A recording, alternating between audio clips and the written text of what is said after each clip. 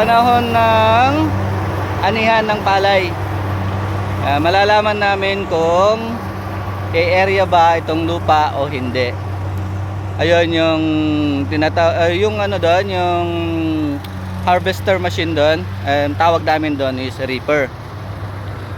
Kaya nga laking pasasalamat namin sa technology, kasi nung mga bandang 90s yan hanggang 2000, parang ang anihan namin noon halos inaabot ng 1 week bago pa namin tuluyan na mapakinabangan ng palay, bago maani.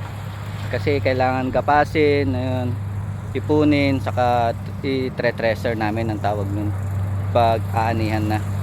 So ngayon mas mapabilis na lang, within an hour tapos lahat to na i-repair nila.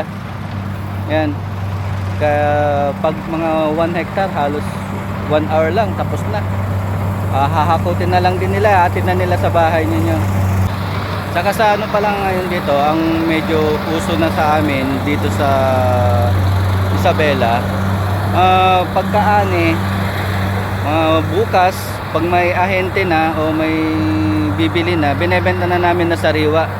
Hindi na namin binibilad, lalo na ngayon pag rainy season.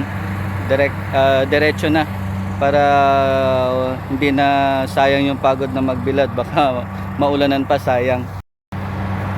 At ngayon medyo maganda ang bentahan ng palay kasi naka fixed price siya.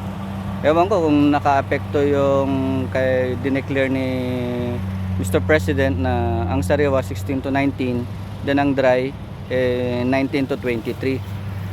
Sana sundin ng mga traders na ganun, wag na nila kaming baratin para kumita naman kami, para maengganyo naman yung mga kabataan na mag-go pa rin sa agriculture. Sa mga taga DA, sana full support nyo pa rin kaming mga farmer. Di ba may kasabihan nga tayo na mga farmer ay ang mga backbone ng country. Sana backbone na walang sakit, hindi kuba, walang osteoporosis. So yun, kasi ngayon usap-usapan ngayon, puro naririnig ko mass production ng ng palay, bigas, paramihin ng production.